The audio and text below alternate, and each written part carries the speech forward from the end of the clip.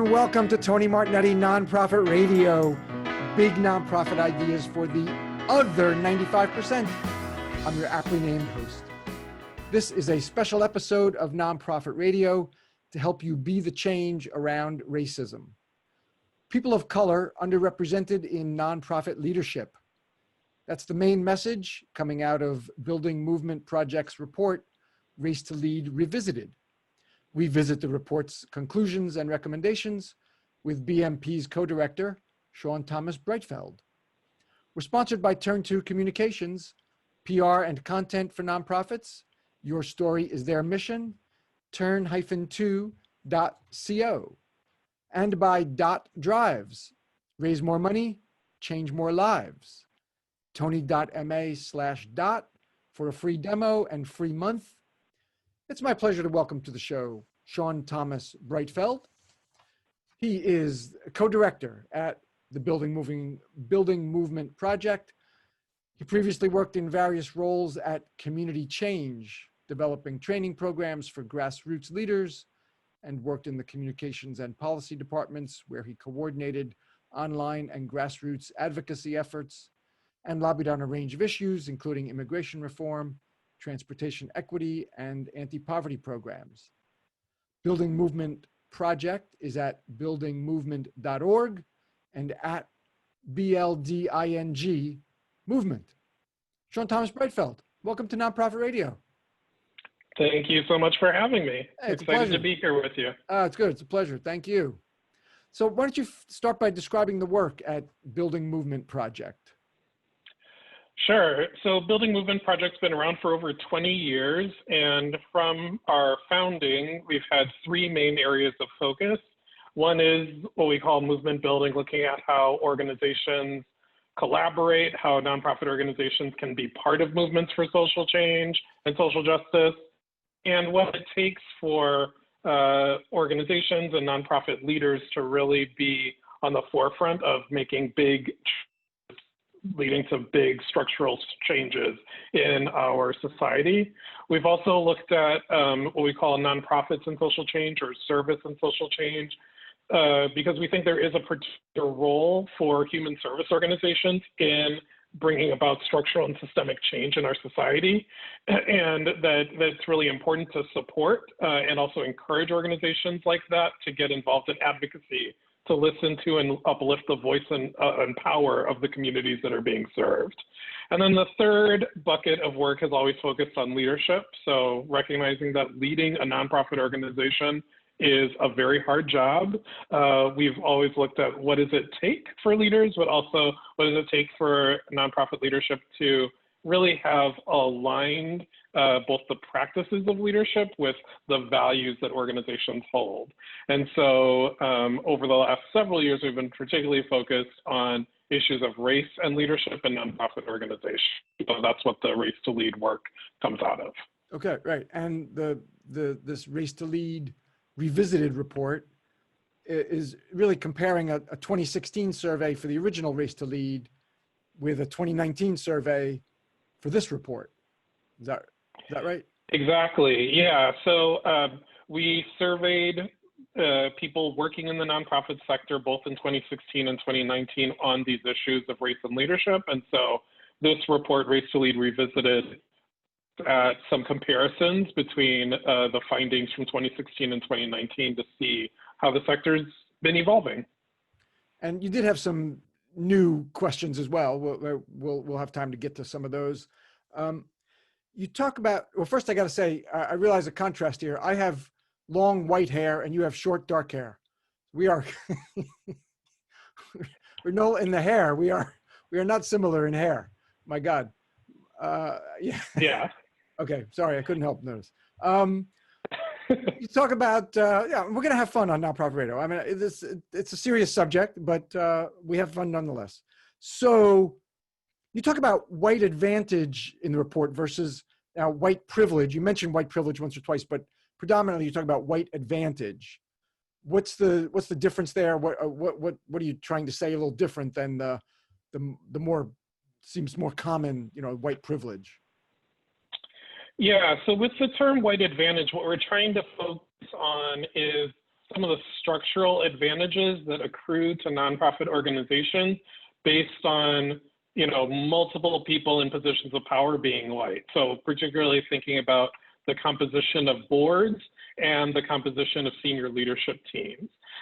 Because, I think oftentimes the analysis is very individualistic, right? So like there's an individual white person in the executive director role of the organization that only paints part of the picture. And so we wanted to have a more complicated and nuanced analysis of what's actually happening in organizations, so that it became less about like one person at the top of an organizational hierarchy, and think about it in a way that encompasses both the board leadership and senior staff. Okay. And then the structures as well. It seems to, exactly. It seems to be less focused on an individual or individuals, and more levers of power and processes, policies. Exactly. And it also became a way to understand and sort of unpack how sort of whiteness of organizations that, like in our sample, right, like 45% of respondents work for organizations where both more than 75% of the board is white and more than 75% of staff and top leadership are white. And, I think that for me, that was actually somewhat stirring and surprising.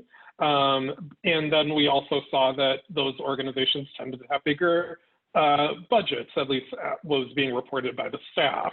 But then at the same time, we were seeing that staff were reporting more negative experiences in those types of organizations compared to organizations with more diverse leadership on both the board and senior staff levels. And so the overall message that I got from this is that the power remains in boards and at the C levels of nonprofits, and those are predominantly white, and that really hasn't changed from 2016 to 2019. Yeah, that hasn't. Well, it's hard to know because we actually did ask the question in this way back in 2016, but I think that this sort of puts our data in the context of some of the research that BoardSource has done, that shows that boards are overwhelmingly, the majority of nonprofit boards are overwhelmingly white. And also not reflecting the communities that they're serving. That comes Absolutely. out as well. Yeah. Yeah, because I think what has happened is that the function of nonprofit boards very often is less a function of accountability to the organization's constituency and mission, and because organizations often have a lot of responsibility for fundraising and raising the resources for the organization to do its work, that as a result of that sort of demand, organizations often have prioritized recruiting from people who hold wealth in their communities, and because of racial wealth gaps, those tend to be white people. Yeah, and that's recruiting for both leadership and volunteer positions. Board, we're talking about boards, and you make it very clear, we're talking about boards as well as C-suite, CEO, executive director level. Absolutely. So let's go into the three, I guess, main conclusions that the report identifies. First one is that things really haven't changed that much. We've already alluded to it.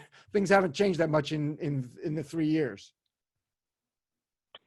Yeah, and I'm not sure how surprising that should be for our sector. I think that change is often, particularly in organizations, when we're talking about organizations where we're talking about the composition of the staff, that kind of change is incremental, right? I think that what has shifted is that, and particularly in the last year, is much more consciousness raising, much more awareness on the part of organizations that these imbalances, these inequities exist and need to be addressed. But recognizing that there is a problem is not the same thing as taking action to address the problem. So you are seeing more, right, consciousness raising, awareness. It seems like predominantly because of the diversity, equity, and inclusion work that a lot of organizations have done, but it's just sort of I glean from the report, it's just sort of scratching the surface. I mean, a lot of it is trainings that raise awareness, but we're not seeing much action flowing from that consciousness raising.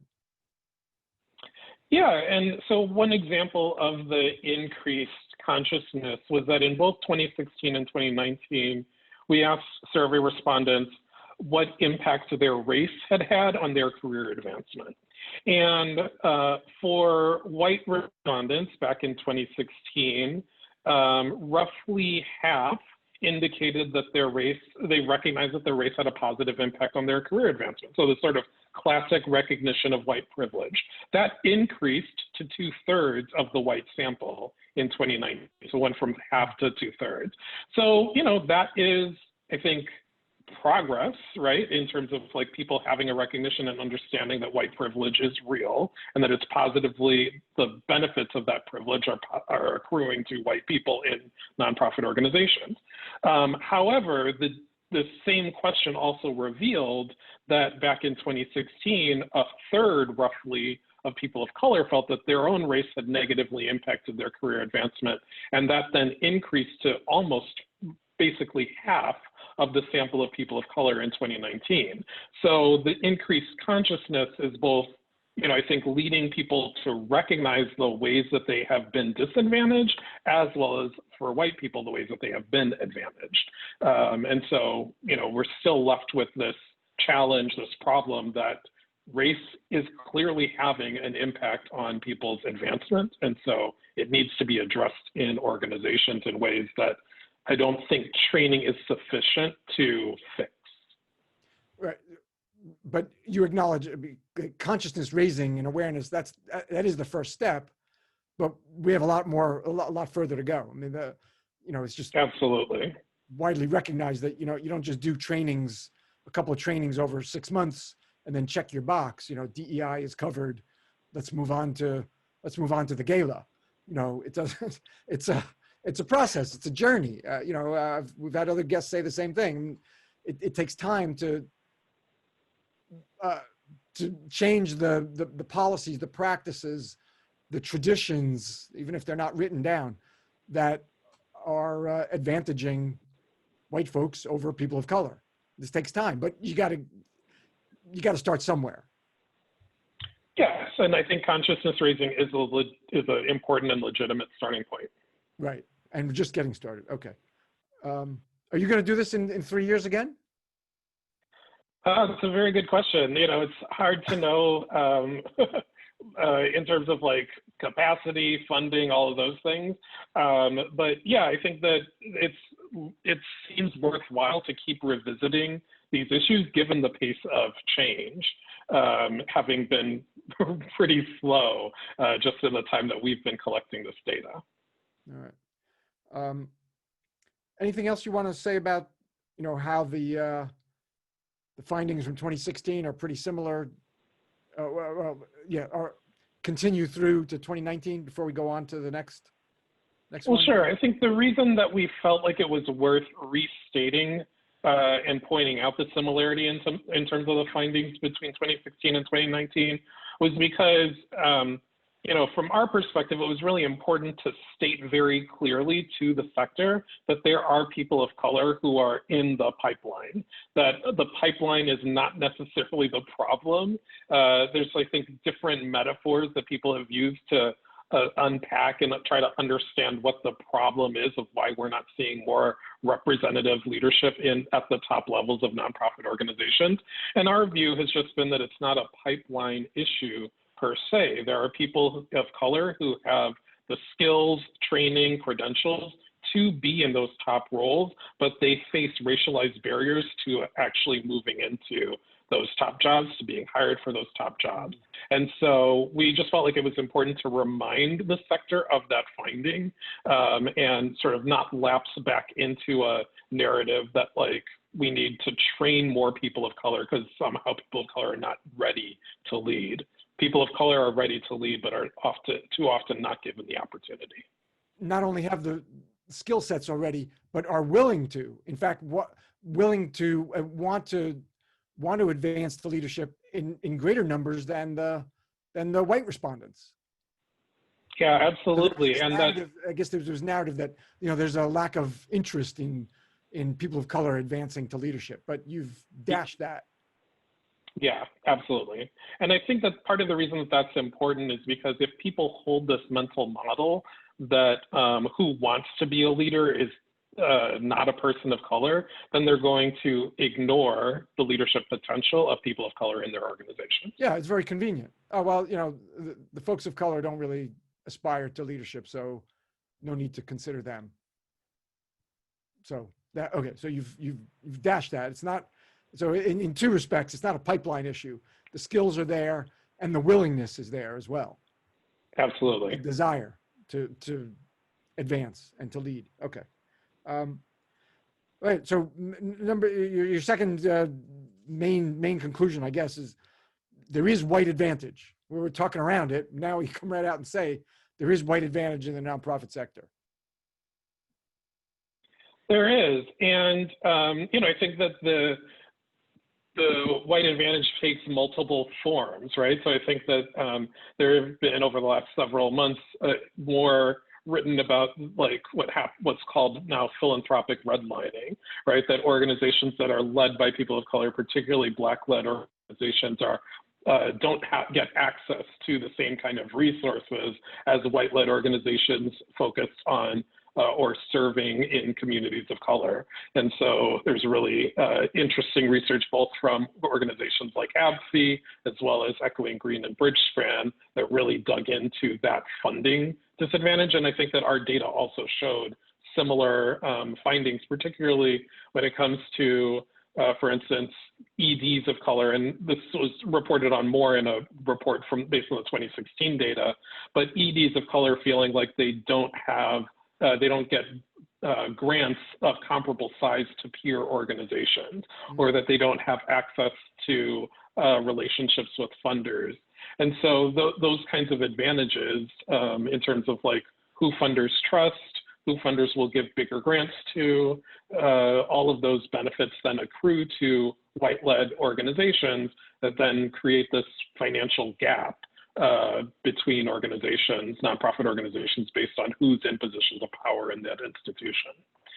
And so other ways that the white advantage showed up were in terms of the sort of composition of organizations and the greater comfort that white people seem to have in those organizations. For instance, on questions like, do people feel like they have a voice in their organization? For people working in white dominant organizations where both the board and senior staff are more than 75% white, that's where we saw the biggest gaps between people of color and whites in terms of their agreement with that statement, right? And that gap decreases as you have more diverse organizations. And it's also interesting to note that the average, the mean increases. So both people of color and white respondents are more likely to say they have a voice in their organizations when they work for POC-led groups. So if funders want to invest in organizations that are cultivating that kind of leaderful ecosystem inside of their organizations that make it possible for staff to feel like they have a voice and can help to set the direction for the organization, then foundations would be wise to really take a hard look at their own investment and the composition of organizations that they've been funding, and see, are these organizations largely white run or are they POC led? And if there are largely white run, they should start investing in more organizations that are POC led. You identify 5 opportunities, which we'll get to, and one of those is put your money where your mouth is. You just say put your money. Absolutely. Put your money where your mouth is, for sure. Yeah, I mean, that's a critical lever of power, is funding for any organization, whether it's corporate or nonprofit. Access to capital, access to markets.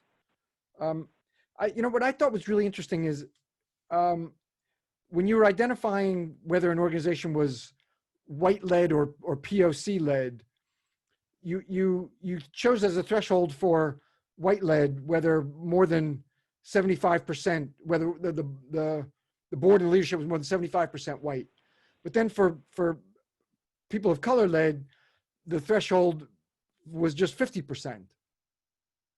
Was that because there just aren't enough that are at the 75% level? So you had to reduce the threshold to define it as person of color led?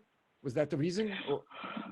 Yes. I mean, I think that it reflects the sort of composition of the sector, right? So 45% of respondents reported working for organizations where more than 75% of the board and senior staff were white. And then only 14% of respondents reported working for organizations where it was over 50% of board and senior staff were people of color. You know, like, it's hard to have a comparison between, yeah, exactly. 75% threshold of 75% for POC led was going to be too small a sample. Such a small sample. A handful of, okay. I suspected. Okay. The experience was say a little more about the experience, how people experience, how people of color experience work in a white-led organization. Well, I have to say this was not surprising, but it was interesting that the data was so clear, that these racial gaps were so much larger for respondents working for white-run organizations compared to the POC-led groups. And, I think that it reflects what we've been hearing from the focus groups that we've been doing across the country in terms of the frustration, particularly on the part of people of color, working in organizations that, I think often feel somewhat alienating, and where people feel like their leadership potential is not recognized or supported. And so it was just it was nice to have the data show and really reflect what we'd been hearing anecdotally through focus groups and interviews around the country. You mentioned 3 organizations that have contributed to this work. One of them was Bridgespan. And then what were the other 2? Say them a little slower, the other 2. Sure. So a few months ago, Bridgespan and Echoing Green partnered on a report that looked at Echoing Green. Echoing Green. Okay. Green, yeah. They partnered to look at the funding that had accrued to organizational leaders who had gone through Echoing Green's programs. And so they were able to then really track and demonstrate that Black leaders compared to white leaders who had gone through the same kind of leadership development programs were getting very different levels of financial support. And so that report came out at earlier in the spring. And last winter, an organization called ABFI, which is the Organization for African Americans in Philanthropy, and so the acronym is ABFEE, and they put out a report looking at what they called the philanthropic redlining, this phenomenon of financial support from foundations accruing to white-led organizations rather than to POC-led or Black-led organizations. And so they use this terminology of redlining because it's evocative of historical policy that led to very dramatic differences in terms of what sort of development and investment was possible in cities and neighborhoods based on this policy of redlining. And their point is that the imbalances, the inequities in where philanthropic dollars flow leads to completely different prospects for organizations. And because some organizations grow because they get the funding, and other organizations sort of wither on the vine.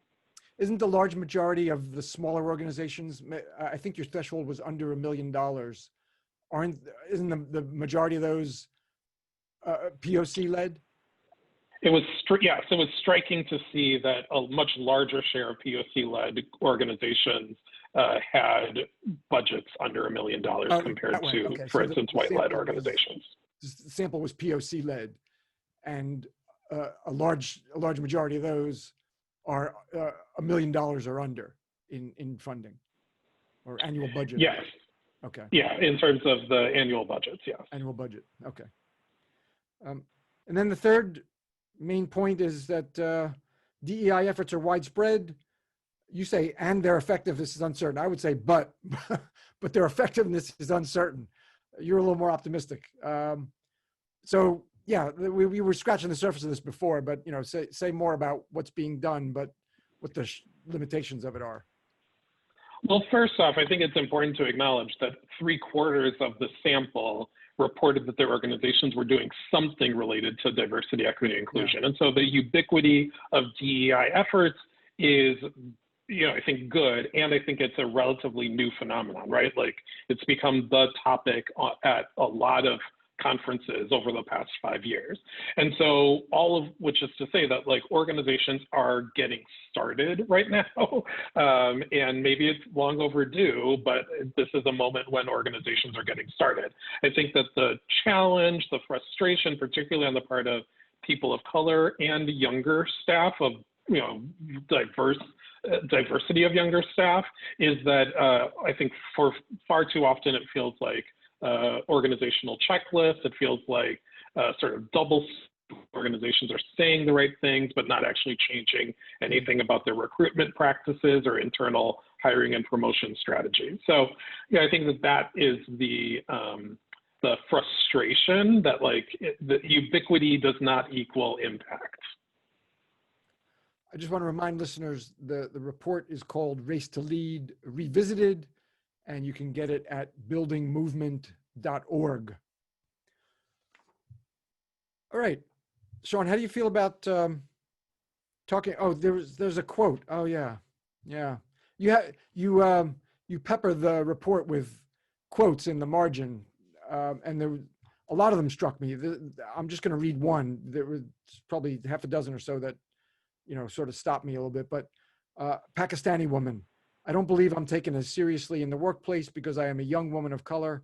I often question things, which doesn't always go over well in majority white organizations. I've been used as a token brown person.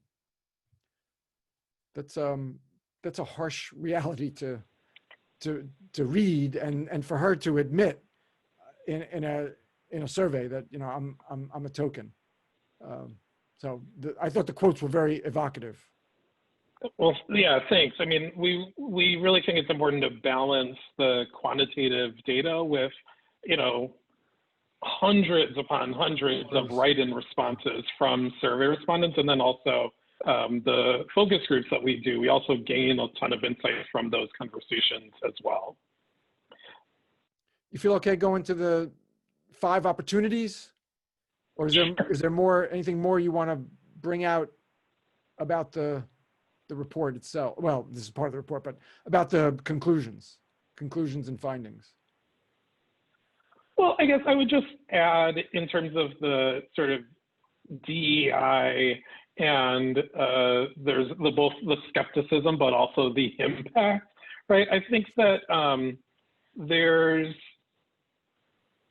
I think there's a lot of skepticism about training oftentimes, but our data did show that for survey respondents that reported that their organization trained on a variety of topics, they had more positive views on the impact of training on their organization. I think that just speaks to the importance and need for organizations to have like multifaceted, well-rounded DEI initiatives so that training is not, again, like just a checkbox or sort of like, okay, we did the training on white privilege, and so we're sort of done.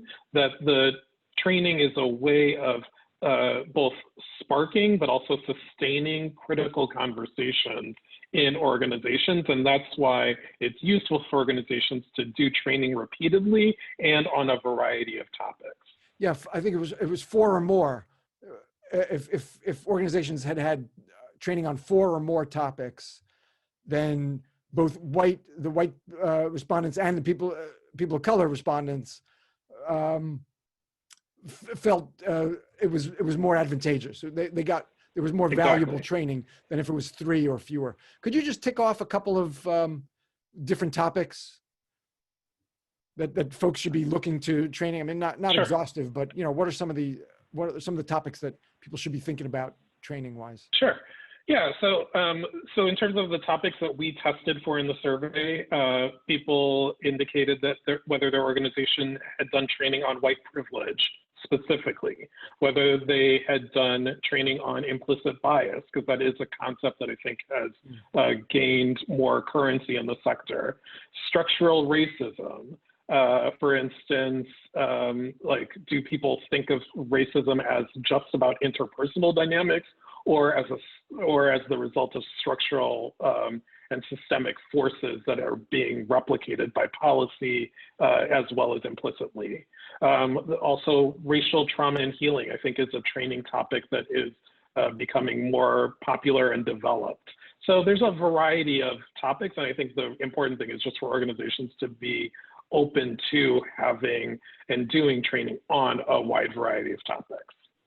And again, the more topics, the more valuable people will feel the outcomes are. So let's go to the opportunities then. Why don't you start us off? Sure. I put you on the spot. Do you know that you may not have them off the top of your head? I have notes. I have them written down. So I don't mean to put you on the spot. You may not have all five memorized. I don't know. Do you? Yeah, no, I've got it. I mean, okay. The first one was to focus on structures as well as the experiences of staff, right? And so, I think it's pretty straightforward, but I think the reason that we felt like it was really important to lift up lived experience of staff working in organizations is because of what we saw in terms of those experience questions, right? Like, do people feel they have a voice in their organizations or not, right? We also thought it was important to point out that policies have to actually be enforced, right? Like, organizations can't just say this is our policy, but if people don't see evidence that actual behavior and practices are changing as a result of the policy, then I think there are real questions about whether that has real impact. There is, as we said earlier, you're not walking the talk then. If you have a policy on anti-discrimination and someone says something derogatory and it doesn't get dealt with according to the policy. Yeah. That's a joke. Yeah, absolutely. So, yeah. We also thought it was important to, really focus on the funding dynamics. So particularly for grant-making organizations, put your money where your mouth is, essentially, right? There are increasing number of foundations that are saying that DEI is important and sort of signaling to their grantees that those organizations need to take DEI seriously, need to diversify their boards and staff, things like that. But if the foundations have not taken similar steps, if the foundations have not to diversify their own or internal institution, or the foundations have not sort of critically examined their portfolio of grants, like, are there racial disparities in terms of what the amounts of funding, which organizations get access to funding, that sort of thing. All of that is about foundations being very serious and about being reflective in terms of their own commitments to DEI. And you have reflecting your community, which we touched on a little bit. That was really striking. How it's intuitive. I mean, I realized it, but to see the numbers of white-led organizations that are serving POC communities is like 2/3 or something. I think it's startling that leadership does not reflect the communities that they're serving, and that includes the board. I mean, you want to have voices from the folks you're serving, contributing to your major decisions, as the board should be doing. Yeah. And again, as I said earlier, if organizations see the function of the board as about accountability, as about setting the direction for the organization, then I think those organizations will see the need and value of having a board that is reflective of the community that's being served. But if organizations have the sort of rationale for maintaining the board is to have access to people with wealth and connections, and there's obvious reasons that organizations go that route, then they're going to stack their board with wealthy people in their communities. And again, because of racism, those wealthy people are not likely to be people of color from the constituency that's being served. And your last one, responsibility and results. Yeah, I think our sense was that organizations are pushed to sort of track a lot of things nowadays. And so like what gets measured is often what then matters.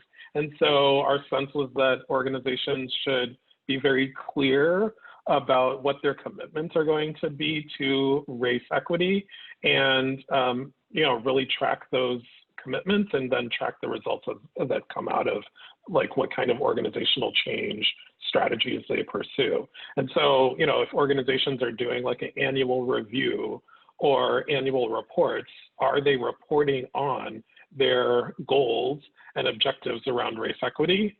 That is one way to sort of ensure that organizations are staying on track and that it's a multi-year commitment. Yeah. It's going to take multiple years of change. Just pay attention. You can move the needle on things if you start paying attention to them. Like you're saying, if you measure it, you'll be accountable to it. So exactly. Pay attention to it. If your statements say that you value racial equity, then measure it. Hold yourselves accountable, and commit to those years of change. Yeah, and I think it's even better if organizations do that, make that accountability public. And so that the sort of reporting is to their staff, it's to their board, it's to their community, so that like these statements that organizations stand with, for instance, Black Lives Matter, are then backed up with organizations being able to say, and here's how we lived into that commitment. Here are the things that we did over the past year that made that real. Sean, anything at all that we didn't cover that you want to talk about?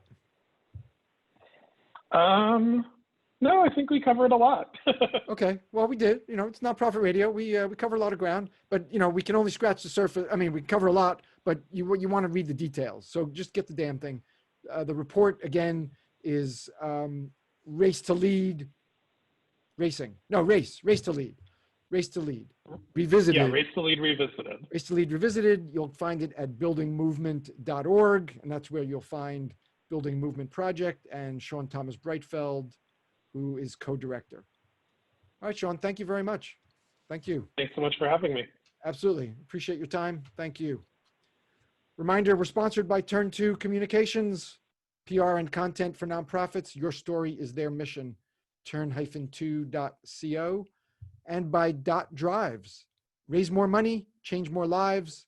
Tony.ma/dot for a free demo and a free month. Our creative producer is Claire Meyerhoff. The show's social media is by Susan Chavez. Mark Silverman is our web guy. And this music is by Scott Stein. Be with me next week for Nonprofit Radio. Big nonprofit ideas for the other 95%. Go out and be great.